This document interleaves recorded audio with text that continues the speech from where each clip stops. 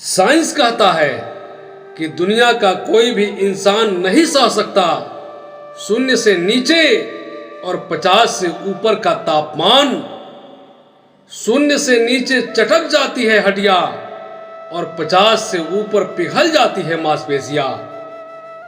तो फिर ये लोग कौन हैं जो सियाचिन के ग्लेशियर में -30 डिग्री सेंटीग्रेड बर्फीली ठंड में भी तिरंगे लहरा रहे हैं, भारत माता की जयकारा लगा रहे हैं? ये लोग कौन हैं जो बारमेर के रेगिस्तान में 52 डिग्री सेंटीग्रेड के तापमान पर भी ठहाके मार के हंस रहे हैं? ऐसी जबाजियां हार मांस के पुतलों में कहां? इसके लिए तो कोई यक्ष या देवदूत चाहिए। फौजी सचमुच खुदा के भेजे हुए फरिश्ते हैं, इससे बड़ा कोई और सबूत चाहिए? इससे बड़ा कोई और सबूत हो नहीं सकता। नमस्कार, आदाब, प्रणाम। आज 26 जुलाई है, कारगिल विजय दिवस। खुशी के इस पावन अवसर पर मैं doctor Chhotelal Gupta, assistant professor, देश के खातिर अपने प्राणों को लुटा देने वाले, अपनी मातृभूमि की सुरक्षा पर कोई आंच ना आ पाए, इसके लिए सर पर कफन और हाथ में बंदूक लेकर हमारी सरहदों की रखवाली करने वाले वीर जवानों को आज का दिन याद करने का दिन है। उनको आदर व सम्मान देने का दिन है। उन शहीदों को आज नमन करने का दिन है जो हंसते हंसते मां भारती के लिए अपने प्राण आहूत कर गए। ऐ मेरे वतन के लोगों, जरा आंख में भर लो पानी, जो शहीद हुए हैं उनकी जरा याद करो कुर्बानी। तुम भूल न जाओ उनको, इसलिए सुनो ये कहानी, जो शहीद हुए हैं उनकी जरा याद करो कुर्बानी।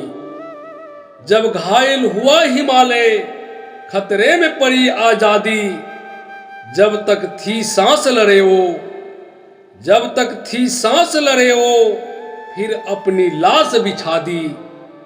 ऐ मेरे वतन के लोगों, जरा आंख में भर लो पानी, जो शहीद हुए हैं उनकी जरा याद करो कुर्बानी। कारगिल की बर्फीली चोटियों पर 1-1 मिलीग्राम ऑक्सीजन के लिए तरसते हुए भी कुछ जाबाज भारतीय सैनिकों ने अपने हाथों से बंदूकें नहीं गिरने दी। तभी मैं और आप आज खुली हवा में सांस ले रहे हैं। ये वो लोग हैं जिन्होंने अपने बाहुबल के ज्वाला पर झूठी शांति प्रियता का पानी नहीं फिरने दिया। जब दुश्मन का टैंक सरहद के अंदर आ गया तो गार्दी संगी ने छातियों में उतार दिया गोलियों का लोहा दुश्मन के सीने में। न घबराए न हारे, बस मारे और मरे। तलवारें सोती है जहां बंद मयानों में, किस्मतें सरती है वहां तहखानों में। सोनित के बदले जहां अश्रु बहता है, वह देश कभी स्वतंत्र नहीं रहता है। आज हम स्वाधीन हैं क्योंकि 3 मई 1999 से 26 जुलाई 1999 तक कारगिल की बर्फीली चोटियों पर हमने इतना खून बहाया है कि भारत मां का आंचल आज भी लाल है। कौन थे वो जियाले, ओ मतवाले, ओ वीर सपूत, जिन्होंने अपने प्राण दे दिए पर मिशन विजय को पराजित नहीं होने दिया? कहानियां तो अनगिनत है, लेकिन आज मैं आपको सिर्फ 2 कहानियां सुनाऊंगा, सिर्फ 2 नाम गिनवाऊंगा जो लौट के घर न आए। कैप्टन सौरव कालिया। कैप्टन सौरव कालिया ने अपने मां के नाम एक चिट्ठी लिखी थी। मां, फौज में मेरी पहली सैलरी आने वाली है। ये कुछ ब्लैंक चेक है, मैं साइन करके पोस्टिंग पर जा रहा हूं। जितने पैसों की जरूरत हो निकाल लेना मां। पहली सैलरी अकाउंट में आई तो, लेकिन तब तक कैप्टन सौरभ कालिया इस दुनिया को छोड़ चुके थे। कैप्टन कालिया कारगिल युद्ध के पहले शहीद थे, पहले हीरो थे। कारगिल में दुश्मन के घुसपैठ की पहली सूचना इंडियन आर्मी को वहां के एक चरवाहे ने दी थी। 14 मई को कैप्टन कालिया अपने 5 साथियों के साथ पेट्रोलिंग पर निकले। वे बजरंग चोटी पर पहुंचे तो देखकर ये हैरान रह गए कि सचमुच पाकिस्तान की कायर और निर्लज हुकूमत ने हथियारों से लैस घुसपैठिए सैनिक वहां तैनात कर रखे हैं। कैप्टन कालिया के टीम के पास न तो बहुत हथियार थे और न ही उतना गोला बारूद, और साथ में सिर्फ 5 जवान। ये तो पेट्रोलिंग के लिए निकले थे, युद्ध के लिए थोड़े ही। होना तो ये चाहिए था कि कैप्टन कालिया चुपचाप बजरंग चोटी से वापस लौट आते और पाकिस्तानियों को भनक तक न लगती। लेकिन उस खून का कोई क्या करे जो भारत मां के सीने में गड़े हुए दुश्मनों के खेमे को देखकर बारूद में बदल जाता है। धमनियों में दौड़ते हुए मां के दूध के उबाल को कोई कैसे संभाले, और एक फौजी उस सौगंध को कैसे भूल जाए जो वर्दी पहनते हुए ली थी। सबसे पहले राष्ट्र की सुरक्षा, गौरव और हित। फिर क्या था, कैप्टन कालिया ने पाकिस्तानी घुसपैठियों को वहीं ललकार दिया। भीषण युद्ध हुआ, लेकिन अफसोस कैप्टन कालिया के सभी साथी सैनिक मारे गए और कैप्टन कालिया पाकिस्तानी सैनिकों के द्वारा पकड़े गए। और फिर जो हुआ वो दुनिया के तमाम युद्ध नीतियों को, ह्यूमन राइट्स को, इंसानियत को और मानवता को शर्मिंदा करने के लिए काफी है। पाकिस्तानी सैनिकों ने 22 वर्ष के कैप्टन कालिया को बंदी बना लिया और 22 दिनों तक बेहिसाब टर्चर देकर उन्हें मार दिया। जब उनका शव घर आया तो देखने वाले पहचान तक न पाए। दूसरों को तो छोड़िए, ओ मां जिसने 9 महीने अपने कोख में पाला था, करोड़ों बार माथा चूमा था, वो तक नहीं पहचान पाई कि ये 100 उसके अपने ही बेटे की है। खुदा ने ये वरदान दुनिया के हर औरत को दिया है कि वो पागल भी हो जाए तो उसके अपने बेटे याद रहते हैं।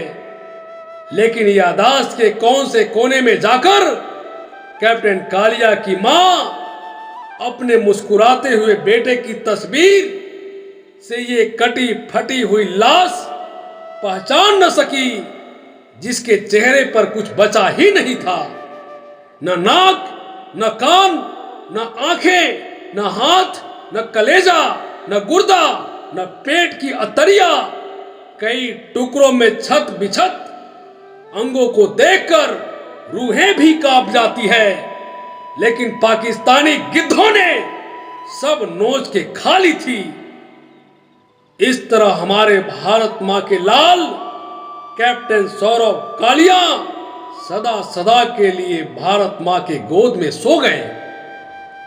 सांस थमती गई, नब्ज जमती गई, फिर भी बढ़ते कदम को न रुकने दिया। कट गए सर हमारे तो कुछ गम नहीं, सर हिमालय का हमने न झुकने दिया। मरते मरते रहा बांकपन साथियों, अब तुम्हारे हवाले वतन साथियों। कैप्टन अनुज नायर 25 वर्ष का एक नौजवान कैप्टन अनुज नायर, उसे प्यार हो गया था अपने बचपन के दोस्त सिमरन से, और सिमरन भी उसे जान से ज्यादा चाहती थी। सगाई हो गई। शादी की तारीख 10 सितंबर 1999 फिक्स हो गई। शादी की तैयारियां भी धीरे धीरे रफ्तार पकड़ने लगी। दोनों के घर वाले खुश, दोस्त खुश, सभी खुश।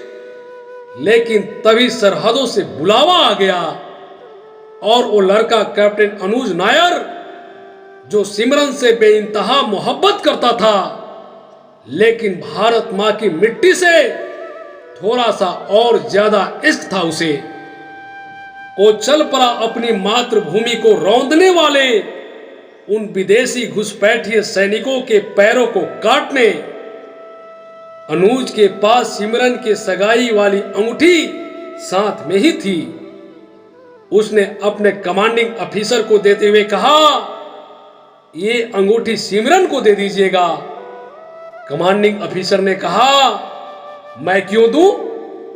ये तुम्हारी सगाई की अंगूठी है, तुम इसे अपने साथ ही रखो। ये तुम्हें हमेशा कुछ अच्छा करने के लिए प्रेरणा देती रहेगी और तुम्हारे जोश को कभी कम नहीं होने देगी। अनुज मुस्कुराए और बोले, मैं जंग पे जा रहा हूं, वापस आने का वादा नहीं कर सकता। इसलिए मैं किसी भी कीमत पर यह नहीं चाहता कि मेरी मोहब्बत की अंगूठी दुश्मन के हाथ में लग जाए।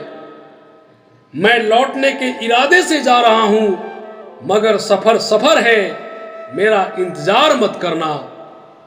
अनुज कारगिल आ गए और टाइगर हिल पर दुश्मन का कब्जा देखा तो उनका खून खौल उठा। 6000 फीट की ऊंचाई पर टाइगर हिल की .4875 को मुक्त कराने की भीष्म प्रतिज्ञा ली और 6 जुलाई की रात शुरू कर दी उन दुर्गम पहाड़ियों की चढ़ाई, जहां एक एक कदम पर मौत बाल खोले नाच रही थी। अनुज जानते थे कि .4875 को दुश्मन से खाली कराए बिना भारतीय फौज का आगे बढ़ना मुश्किल है। वे अपने साथियों के साथ दबे पांव आगे बढ़ रहे थे। तभी दुश्मन को इसकी आहट मिल गई और उसने अनुज के टीम पर फायरिंग शुरू कर दिया। अनुज गोलियों से कहां रुकने वाले थे। उन्होंने अकेले ही पाकिस्तान के 9 घुसपैठियों को मौत के घाट उतार दिए और जो बच गए वो जान बचाकर भाग खड़े हुए। अनुज बुरी तरह से घायल हो चुके थे, फिर भी हाथों में मशीन गन लेकर आगे बढ़ते जा रहे थे। दुश्मन का जो भी बंकर सामने आया उसे तबाह कर दिया। अनुज .4875 पर विजय तिरंगा फहराने के लिए आगे बढ़ ही रहे थे कि दुश्मन का एक ग्रेनेड सीधा उनके ऊपर आ गिरा और वहीं वे शहीद हो गए। अनुज ने सिमरन के साथ जीने मरने की कस्में खाई थी, लेकिन भारत मां का साथ निभाने में सिमरन का साथ छूट गया। एक वादे के लिए दूसरा वादा टूट गया। अनुज के शहादत से भारत की आंखें भीग गई। एक बार पुनः कारगिल युद्ध के वीर शहीदों को कोटि कोटि नमन। आपने धैर्य के साथ मुझे सुना, इसके लिए आपको धन्यवाद।